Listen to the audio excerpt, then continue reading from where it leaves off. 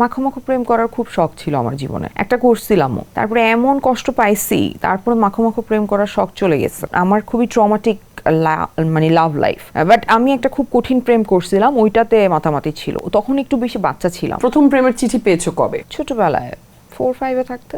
আমি আমার মানে ফ্রেন্ডদেরকে প্রেম করতে দিতাম না, আমাকে বলতো না, আমাকে ভয় পাইতো, আমার সাথে আমার থেকে লুকাইতো। আমি জীবনে প্রথম একটা প্রেম করছিলাম, সেই প্রেম করার অপরাধে আমার বাবা মা তো আমার প্রথম বিয়েটা দিয়ে দিল অন্য আরেকটা ছেলের সাথে। যারা রিফিউজড হওয়ার যোগ্য তারা আমার পর্যন্ত কখনো পৌঁছাইতেই পারে নাই। কয়েকজন অভিনেতা তোমার সাথে প্রেম করতে চেয়েছে? কেউ না, জানিস, আমার সাথে কেউ প্রেম করতে চায় না, আমার পাশের চেয়ারে কেউ বসতে চায় না।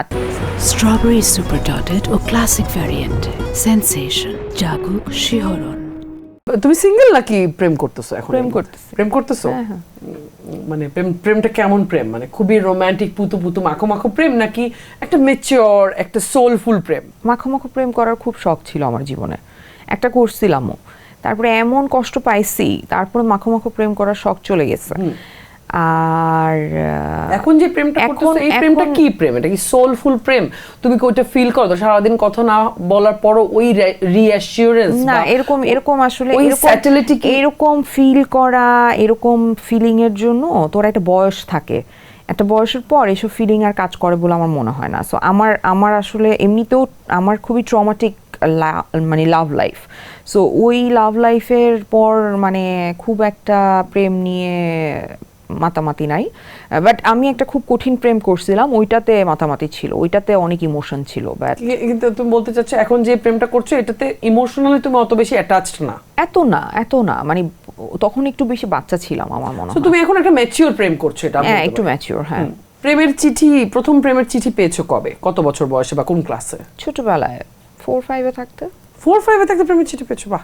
স্কুল পালিয়ে প্রেম করছো কখনো? না, জীবনেও না। আমি একটা সবচেয়ে ভালো মেয়ে ছিলাম। কি বলো?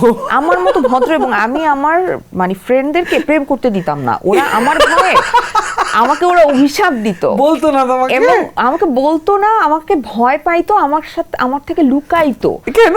কারণ আমি ওদেরকে বকা দিব, ওদের মাকেও এত ভয় পাইতো না যেটা আমাকে ভয় পাইতো, এবং ওরা আমাকে অভিশাপ দিত। আমি ওদেরকে বলি তো, তোদের অভিশাপে আমার জীবনে কোনোদিন প্রেম হয় নাই ঠিক করে। বাসায় অন্য কোনো বাহানা দিয়ে কখনো ডেটিং করতে গেছো কিনা? না, জীবনেও না।